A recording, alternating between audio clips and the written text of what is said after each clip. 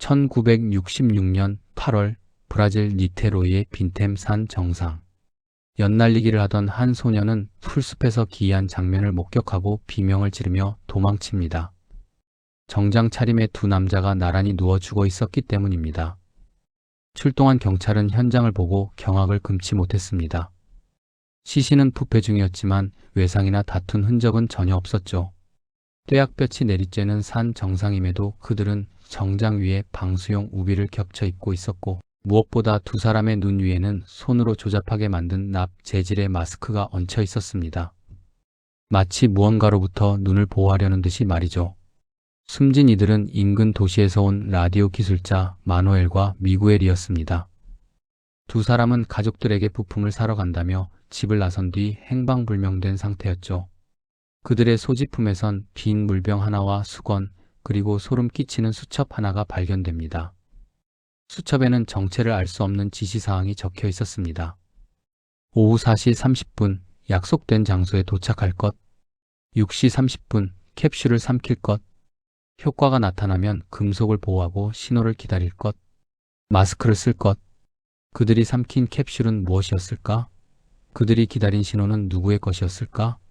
경찰은 독극물 검사를 실시했지만 시신이 너무 부패해 성분을 찾아내지 못했습니다. 하지만 주변 인물들의 증언은 사건을 더 미스터리하게 만들었습니다. 주민들은 시신이 발견된 그날 밤 산 정상 위에서 정체불명의 강렬한 오렌지색 빛이 번쩍이는 것을 목격했다고 주장했습니다.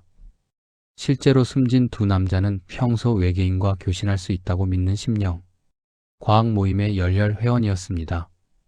학계에서는 그들이 사이키델릭 약물을 복용하고 우주적 존재와 접촉하려다 사고를 당했을 것이라 추측합니다. 납 마스크는 외계인의 강한 방사선으로부터 눈을 보호하기 위한 장비였던 것이죠. 하지만 그들이 삼킨 캡슐의 정체와 정말 죽기 직전 신호를 보았는지는 여전히 베일에 쌓여 있습니다. 단순한 집단 관계였을까요? 아니면 정말 그들은 우리가 모르는 무언가와 마주쳤던 걸까요? 납 마스크 사건은 60년이 지난 지금까지 브라질 역사상 가장 기괴한 미제 사건으로 남아 있습니다.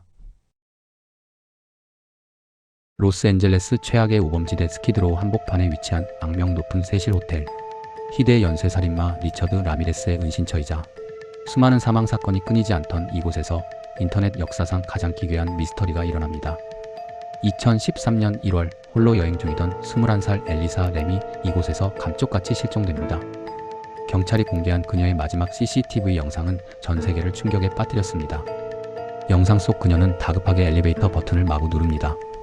문이 닫히지 않자 밖을 미친 듯이 살피더니 마치 누군가에게 쫓기듯 구석에 바짝 숨져 복도로 나간 그녀는 손가락이 기괴하게 꺾인 부자연스러운 손짓을 하며 허공에 대고 알 수 없는 대화를 나눕니다. 대체 누구를 피하고 누구와 말을 한 걸까요? 이 소름 돋는 행동을 끝으로 그녀는 완전히 사라집니다. 며칠 뒤 투숙객들의 끔찍한 불만이 터져 나옵니다. 샤워기 수압이 너무 약하고 양치를 하는데 시궁창 냄새가 나요. 심지어 수도꼭지에서 새까만 물이 쏟아진다는 항의의 직원이 옥상 물탱크를 확인했고, 뚜껑을 연 순간 실종 19일 만에 알몸 상태로 부패한 엘리사 램을 발견합니다. 투숙객들은 그동안 시신이 썩어가던 물을 마시고 씻었던 겁니다. 사건은 미스터리 투성이었습니다. 옥상 문은 굳게 잠겨 있었고 알람도 울리지 않았습니다. 게다가 물탱크 뚜껑은 성인 남성 여러 명이 힘을 써야 겨우 열 수 있을 만큼 무거웠죠. 여대생 혼자 경보기를 피해 옥상에 가고 무거운 뚜껑을 열고 들어간 뒤 밖에서 완벽하게 닫는 것이 어떻게 가능했을까요? 그녀가 입었던 옷은 물탱크 바닥에 가라앉아 있었습니다. 경찰은 조울증으로 인한 기행이자 사고사로 결론지었습니다. 하지만 사람들은 믿지 못했습니다. 엘리베이터 문은 밖에서 누가 누르고 있던 것처럼 왜 그토록 안 닫혔던 걸까요?